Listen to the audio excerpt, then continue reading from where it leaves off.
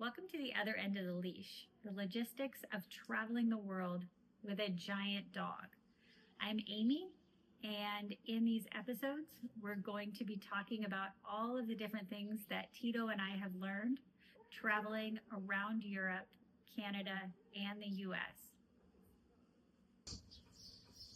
So if you think bringing a big dog from the US to Europe sounds totally complicated, you're right. But it also is completely doable. Once you get across that pond, it opens up a whole new way to travel.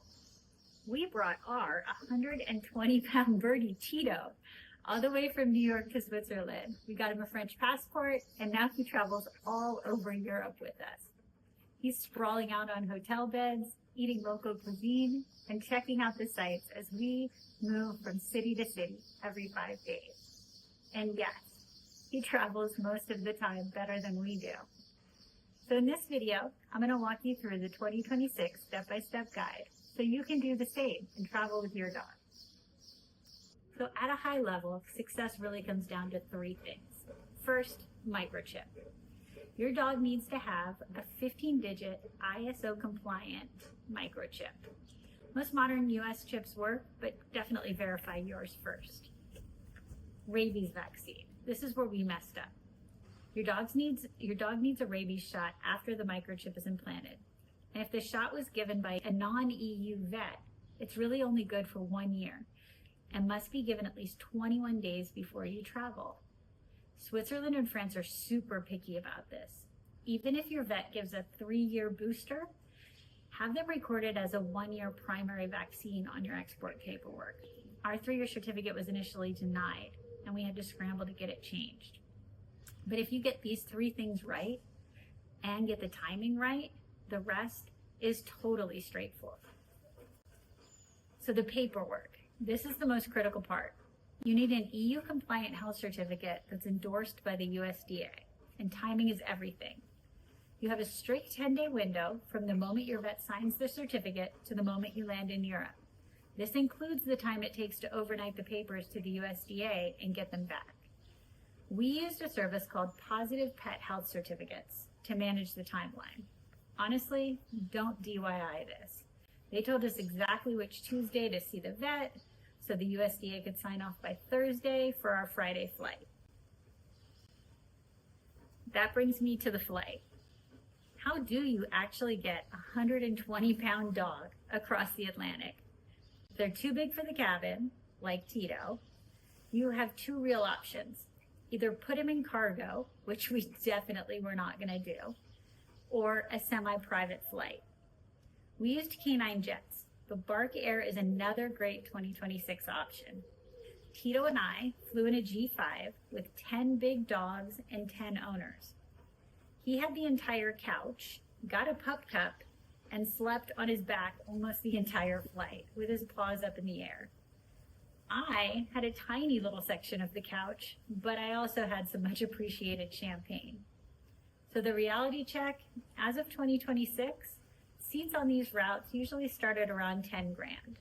It's definitely an investment, but it avoids the trauma of putting your dog in cargo. And let's be honest, the footage is incredible, and who doesn't want to take a private jet full of big dogs?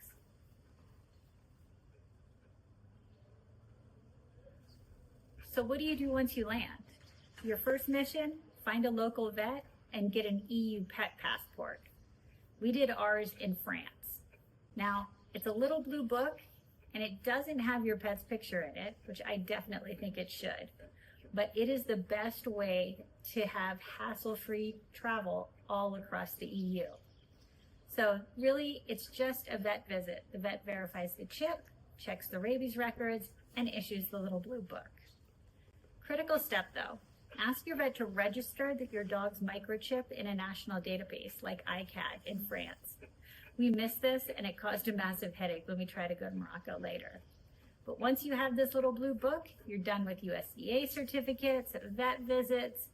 Every time you travel, you just show the passport at the border if you're asked, and you're golden. So what happens once you're on the ground in Europe? Europe is definitely light years ahead of the US in dog friendliness. Tito goes into hotels, eats inside restaurants, goes on trains and other public transportation. He pretty much goes everywhere with us. One little tip for Italy though, dogs are technically required to have a muzzle on public transport. Tito uses a little adjustable mesh one that we kind of keep in a backpack. He calls it the face cage. They're pretty strict about it, but he's okay wearing it as long as we're only on the tram for a few minutes. Also, if you're in Southern Europe, make sure you talk to your vet about sandflies and heartworms. The bugs here are definitely different than they are back home. So bringing Tito to Europe felt like it was going to be a huge ordeal. But now it's just how we live and how we travel. Get the paperwork right, respect the timelines, and use the right services. Traveling the world with your best friend isn't just possible, it's the best way to see it. And Tito clearly thinks the entire European continent was built just for him. If you have any questions about the USDA process or anything else that we discussed, drop them in the text or in the comments. And if you want to follow Tito's adventure, hit subscribe. Tito's got places to go because he's the go places dog. Come on! Come here, Tito!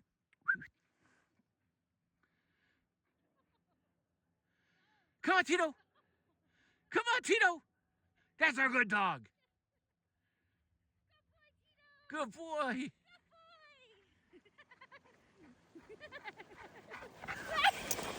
Good boy, Tito!